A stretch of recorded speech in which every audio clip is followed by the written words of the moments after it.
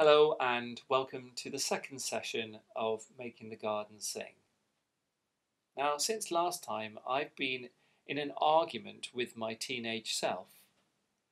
Now, he seems to think that this, that we created together, isn't really music. And to an extent, he would be right. Because this also isn't really music. Apologies, Beethoven. What Beethoven has given us here is a series of codes, and as musicians we've learned to interpret those codes to be able to make music happen. Because of course, music only really happens in time. It happens through the air, in the vibrations between us, and that's exciting. What we've made here is a code which we can all interpret in our own individual way. And we're going to use this code today as our starting point for exploring light and colour. And so, to kick things off, I'd like to play you excerpts from 3 pieces of music which I love, and which I think might conjure up the mood of my garden. What I'd like you to do is to listen carefully and to think about what colours the music might represent to you. Okay, here we go.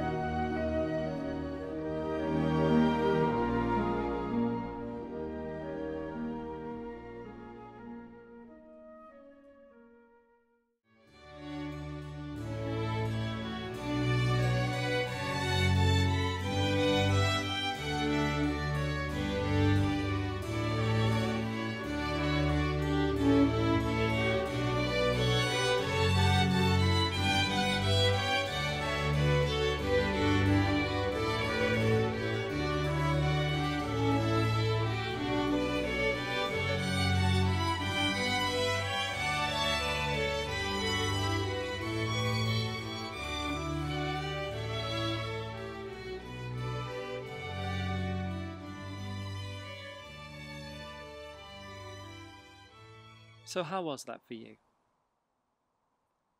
I always like to ally music with colour. I have a friend who has synesthesia, and he can see colours when he hears music, actually see them. And I think that's amazing and really difficult to imagine. For the rest of us, allying music with colour is an abstract process, one which engages our imagination, which is great for us composers. Now, I'm not going to share with you what choices I made regarding my colours. I don't want to give you the impression that there's a right or wrong in this. Whatever choices you made will be the right ones for you. Now, what I would like you to do is have a look back at your own garden again and find 3 pieces of music that you think could represent your garden at different times of the day or in different situations. Try them out and make some colours for them and get back to me.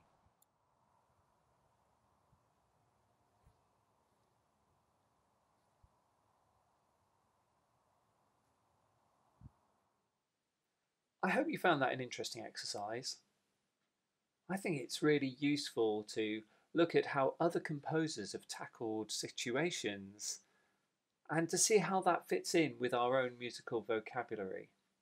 After all, we're learning, and who better to learn from than the greats, which is why I want to go back to the second piece of music that I played you, and that is Debussy's Nuages from Trois Nocturnes. Now, up until the end of the 19th century, Western classical music had revolved around the diatonic scale. Now, it's a direction in which music flows, and we recognise that as do, re, mi, fa, sol, la, ti, do. That's our diatonic scale, and it is propelled by the push from so to do, so do. It seems strange for us, but there's an argument, a friction created between those two chords, chord 5, which is so, and chord 1, which is do. And that friction has propelled most of our classical musical tradition, at least up until the beginning of the 20th century. But by that time, I think composers were thinking, well, it's all been done. How can we explore our work without pushing the boundaries of tonality? And I think Debussy had an exciting event in, I think, 1889, attending the L'Exposition Universelle in Paris, when he came across the Javanese gamelan. Now, if you haven't played the gamelan, and I've played the gamelan in St David's Hall, I really recommend that you go and have a play. It's really interesting. Now, what Debussy took away from that was that music doesn't have to be driven by chord 5 to chord 1, so do. It doesn't always need that. Actually, it can float around. It can just discover all the areas around it. And that, for that purpose, he used the pentatonic scale. I'm going to show you what that looks like on the piano because it's really easy to see on a piano. The diatonic scale looks a little bit like this.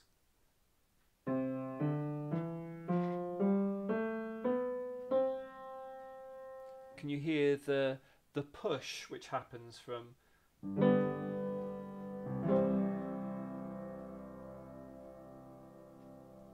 Okay, we number those notes. We go 1, 2, 3, 4, 5, 6, 7, and then 1 again. And we can repeat that up here. 1, 2, 3, 4, 5, 6, 7, 1 again. 1, 2, 3, 4, 5, 6, 7, and then 1 again. Okay, now when we're looking at the pentatonic scale, we've only got 5 notes in our scale. And on the piano, at first glance, they're really easily visible because they're just all the black notes. 1, 2, 3, 4, 5.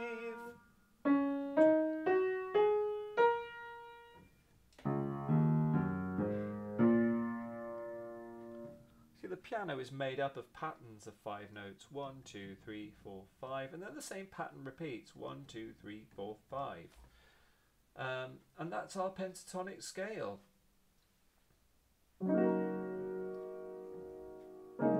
The joy about the pentatonic scale is that it can never really sound wrong.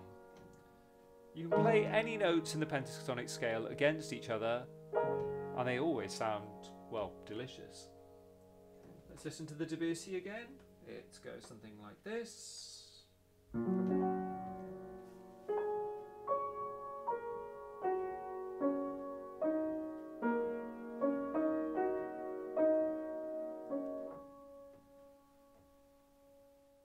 You'd want to count your pentatonic scale like this.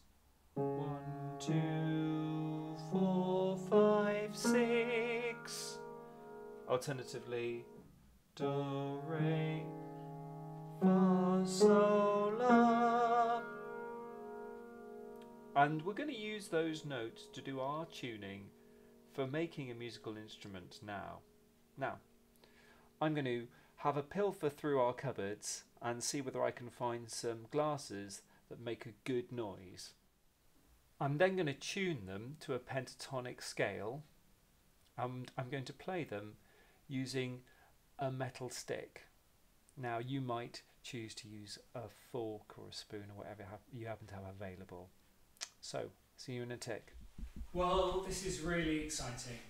I had hoped to assemble glasses and make a pentatonic scale out of them by filling them with water. However, when I put these glasses out and I started to play them, this is what I found.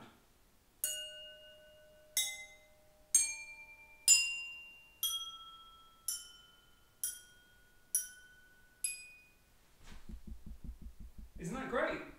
I mean, I'll have a go at filling them up in a minute and I'll show you how it's done, but in the meantime, I actually prefer this as a discovery, I think. I mean, it's probably a lot closer to the gamelan than Debussy's pentatonic scale ever was. Let's listen again. Well, that's the fourth. La, la, la, la, la, la, la. All right, we're starting to roam into a different sort of tuning here, but you hear it?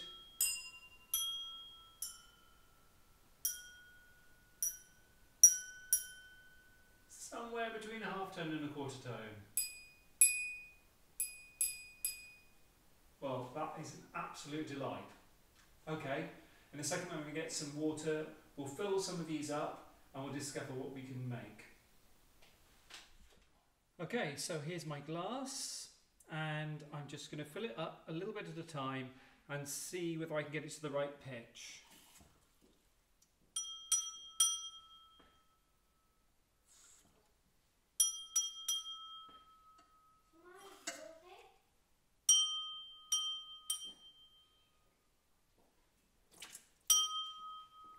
I think that could be it.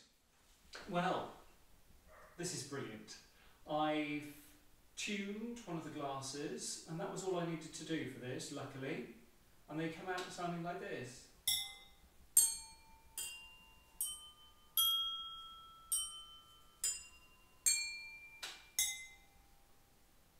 It's the perfect pentatonic scale and it'll be great for what we're doing next.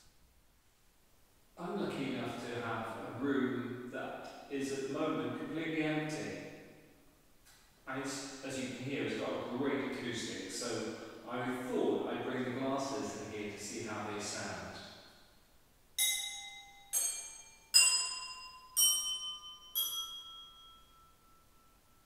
It's a delight, isn't it? Now, once you've got your pentatonic scale tuned and rigged up like this, then you can start to think about the order that you might play them in.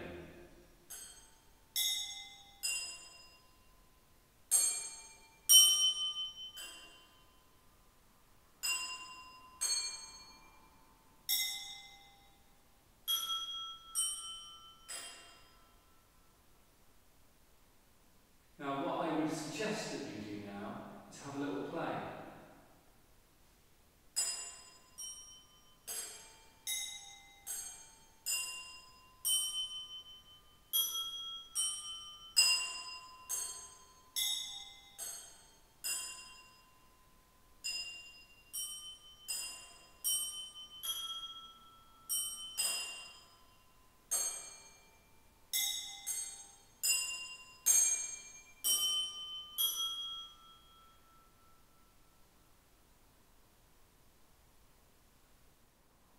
So, have a go.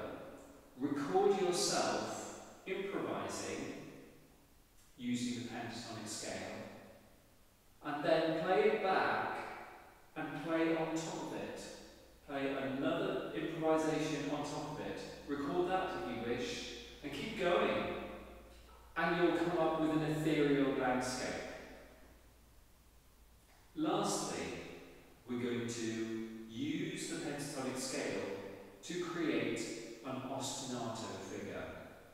like the one that we heard in the Pachelbel.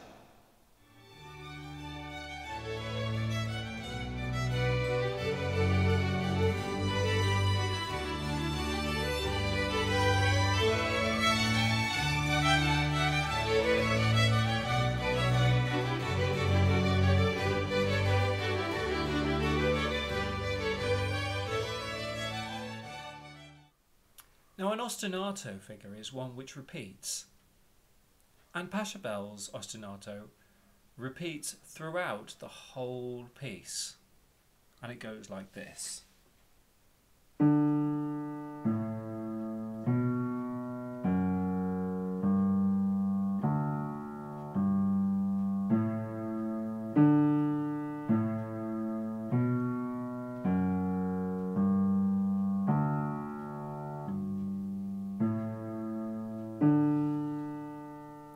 Just over and over. He uses that to decorate on top of. Okay, so now it's your turn to make an ostinato. So use your pentatonic scale to work out an ostinato figure. It might be 2, 1, 4, 3, 5.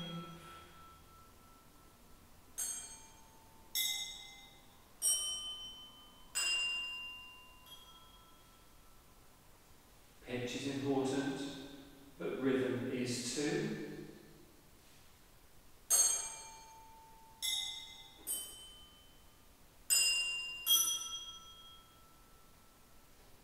The only thing that you need to observe is the fact that the ostinato must be repeated.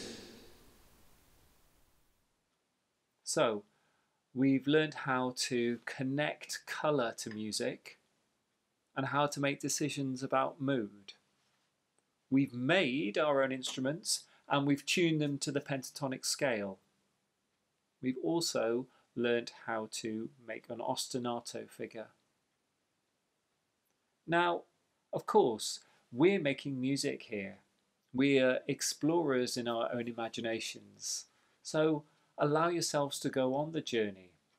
So if your glassware is dictating a different tonality to the pentatonic scale, go with it. Record it. See what you find out.